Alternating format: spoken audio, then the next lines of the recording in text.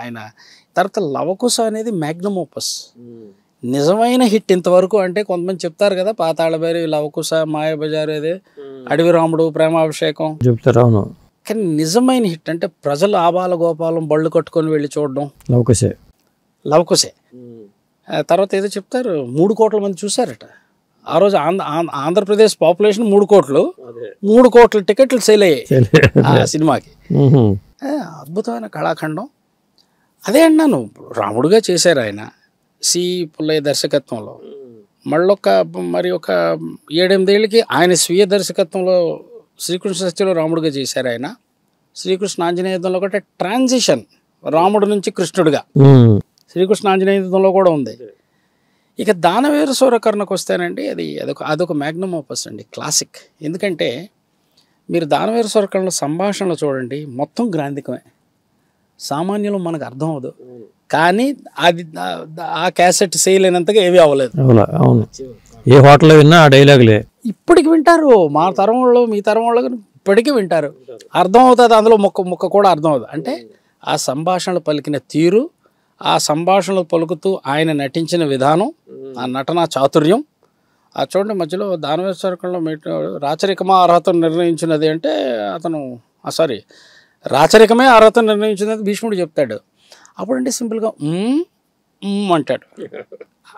అవన్నీ ఆయన సొంత క్రియేషన్ కదా, డైరెక్టర్ దానికి. నాటకంలో అది లేదు. ఆయన మా సస్యశ్యామలమై సంపద విరాళమై వెలుగుంది అంగరాజ్యమునకి ఇతనిని మూర్ధాభిషిక్తులను గావించుచున్నాను మెట్లు దిగుతాడు. మెట్లు దిగి ఇక ఇన్స్ట్రక్షన్స్ ఇస్తాడు.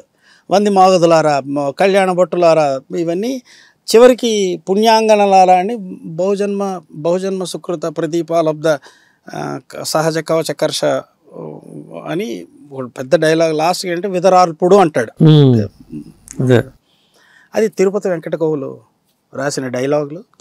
కొండవీటి వెంకట కవి కత్తి పద్మారావు ఇన్వాల్వ్ అయ్యారా చాలా డైలాగులు.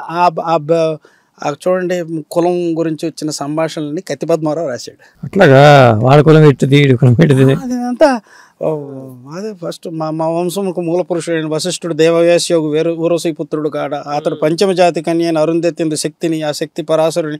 ఇవన్నీ కూడా కత్తి పద్మారావు గారు ఇంప్రింట్ ఉంది దాని మీద. ఆయన కొండవీటి వెంకట గారికి అసిస్ట్ చేయడానికి మద్రాసు వెళ్ళి రాసి, ఇది ఎవరో తెలియదు, నాకు తెలియదు. కత్తి పద్మారావు హేతువాది అని మాట్లాడతాడు. ఆయనకి సంస్కృతం అన్ని భాషల మీద పట్టుంది కనుక ఇప్పుడు నేను ఈ యూట్యూబ్ ఛానల్లో ఇదే మొదటిసారి చెప్పడం.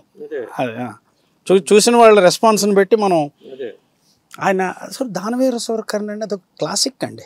దాన్ని మించిన క్లాసిక్ ఎక్కడ రాదు. ఒక మనిషి 54 ఏళ్ల మనిషి కిరీటాలు మార్చుకొని ఆభరణాలు మార్చుకొని మళ్ళీ అదే అప్పటికప్పుడే వేరియేషన్ చూపించారు. అదే మీకు రాయబారం సీలో సోమన్ బాబు గారు చేశారు కురుక్షేత్రంలో. అబ్బే తప్పు, మంచి నటుడు కాదన్న, ఎవరి నటన మనం తక్కువ చేయట్లేదు.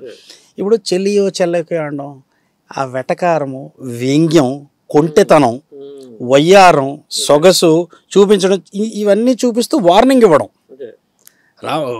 శ్రీకృష్ణుడు వార్నింగ్ ఇస్తాడు జరగబోయే పరిణామాలు, కాన్సిక్వెన్సెస్ ఏమిటో అనేది. అది మరి అనితర సాధ్యం.